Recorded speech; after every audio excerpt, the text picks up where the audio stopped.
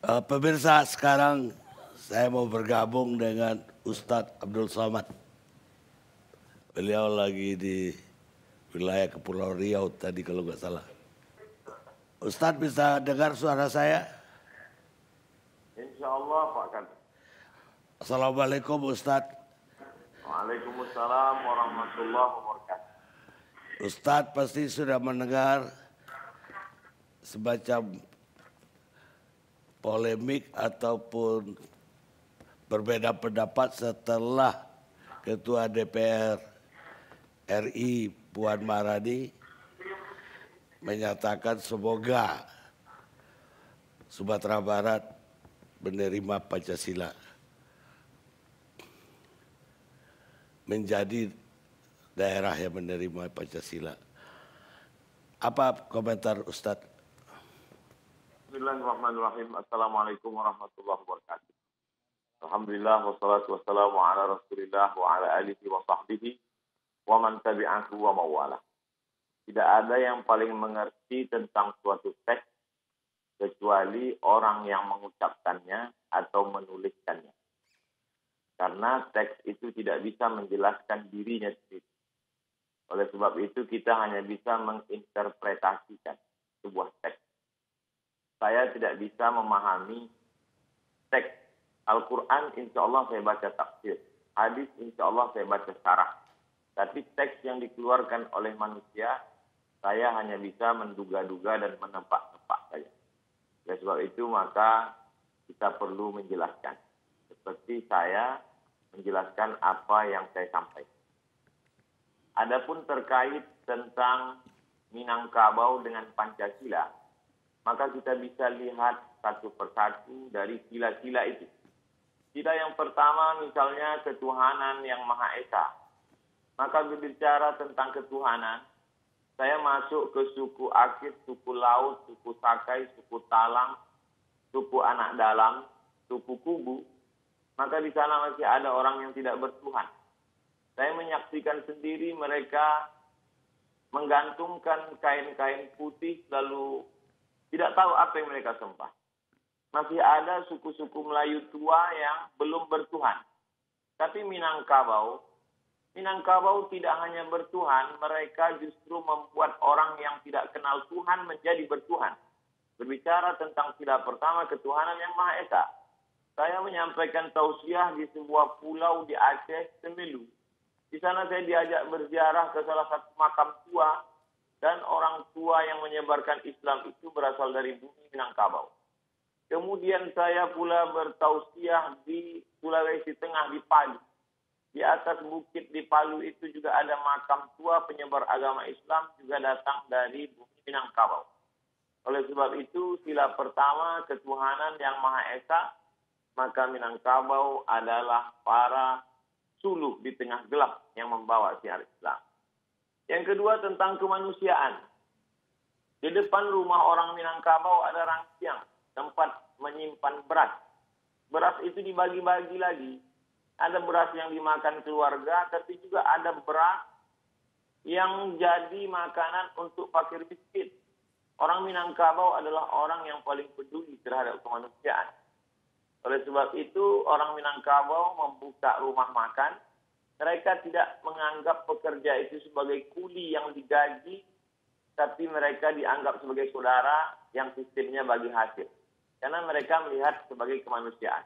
Itu maka rumah makan berkembang pesat yang hari ini dia menjadi tukang angkat piring. Tahun depan dia insya Allah akan punya rumah makan. Kemanusiaan. Tentang persatuan Indonesia, orang Minangkabau amat sangat cukup rukun dan syarat untuk membuat sebuah negara. Masalah diplomasi, tidak ada yang lebih hebat daripada diplomasi Haji Agus Salim. Dia berhadapan dengan orang-orang Belanda, orang-orang Eropa, berbagai macam bahasa dunia dia kuasai. Tentang masalah ekonomi, kita tahu siapa Bapak Koperasi Indonesia. Ialah Bung Hatta.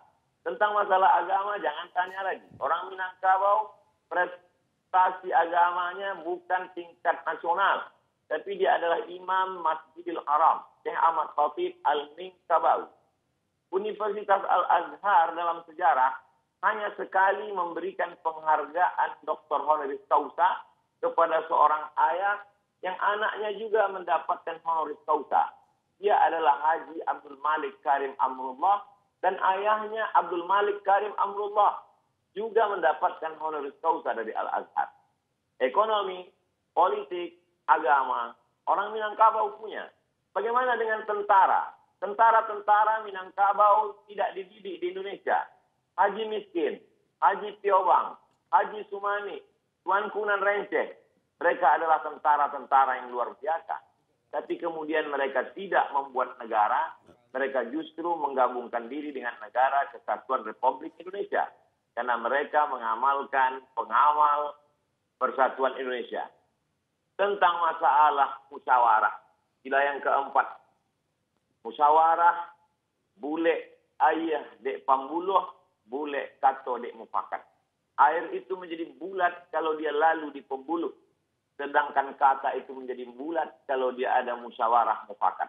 Orang Minangkabau tidak mengambil keputusan sendiri dengan kepalanya sendiri. Dia tahu dia mungkin silap, salah, dan lupa. Orang Minangkabau mengenal filosofi tiga tungku sajarangan. Kalau kita memasak ada 3 tungku di sana. Tungku inilah yang menampung dandang yang begitu besar. Tungku ini juga yang merasakan panasnya api di bawah.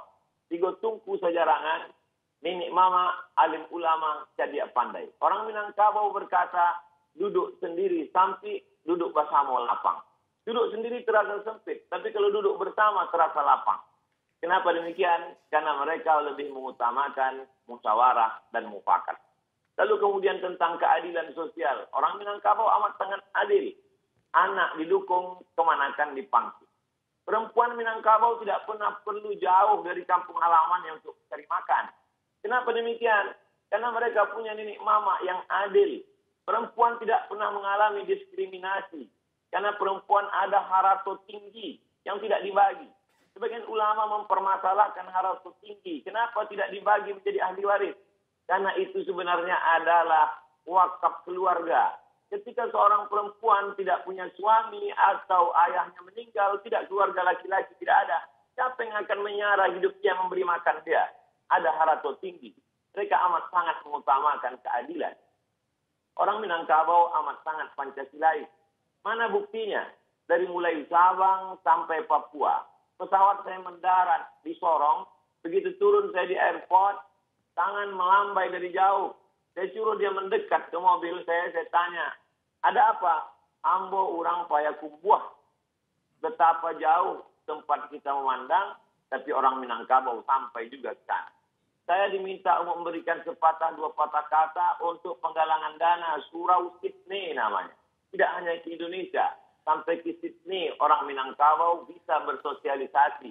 Dia diterima di mana dia berada. Karena orang Minangkabau punya filosofi di mana tanah diinjak, di situ langit dijunjung. Di mana bumi dipijak, di situ langit dijunjung. Orang Minangkabau tidak pemarah. Orang Minangkabau tidak pendendam. Orang Minangkabau bagaimana berdebat hebatnya Muhammad Yamin dengan Buya Hamka. Tapi kemudian sebelum meninggal dunia, apa kata Muhammad Yamin? Nanti jenazahku tolong dibawakan oleh Buya Hamka ke kampung halaman. Mereka memang berdebat. Mereka memang orang-orang yang argumentatif. Tapi hati mereka lembut dan baik. Lalu kemudian 3 tahun, 3 bulan. Kalau kita merdeka 17 Agustus, 3 bulan sebelum itu, 29 Mei 1945. Maka Muhammad Yamin, putra Minangkabau, sudah menyuarakan tentang pri kebangsaan. Kemudian pri kemanusiaan. Setelah itu lalu kemudian pri ketuhanan, pri kemasyarakatan. Lalu kemudian kesejahteraan dan sosial. Jadi embrio pemikiran Pancasila itu berawal bermuara dari Minangkabau. Lalu kemudian barulah disuarakan oleh Bung Karno. Lalu kemudian disusun secara rapi dan sistematis oleh 9 orang. Dan di antara 9 orang itu 3 orangnya adalah Minangkabau. Agus Salim, Sultan Syahrir, dan kemudian pula Agus Salim, Muhammad Yamin, dan Bung Hatta. Kalau 9 orang ada 3 orang Minangkabau, maka sesungguhnya Minangkabau mewarnai setiap gerak langkah pemikiran orang Indonesia. Jadi saya kira ini adalah ikram gratis untuk anak-anak muda Minangkabau supaya dia lebih memahami siapa Minangkabau, apa Minangkabau, bagaimana sejarah orang Minangkabau. Saya menganggap di balik ini semua tentu Ustadz selalu berkata ada hikmahnya, tapi tentu juga di sana ada pelajaran berharga. Man takallama faqad arada aqlahu 'alan nas. Siapa yang berbicara, sesungguhnya dia sedang mempresentasikan isi kepalanya kepada orang banyak. Siapa yang berbicara, dia sedang menunjukkan isi kepalanya kepada orang banyak. Oleh sebab itu kalau kita tidak terlalu terlatih biasa untuk bicara, lebih baiklah bicara pakai teks, lebih selamat. Karena kita pun memang sudah terbiasa berbicara pakai teks dari dulu sampai sekarang. Saya pun sebelum bicara saya latih-latih dulu, mudah-mudahan tidak terpleset karena kita manusia biasa, boleh jadi kita terlupa, tersilap, dan tersalah. Saya kira demikian, Bang Karti. Terima kasih banyak Ustadz sudah bergabung bersama kami. Baik pemirsa, intinya dari Ustadz Bustaman,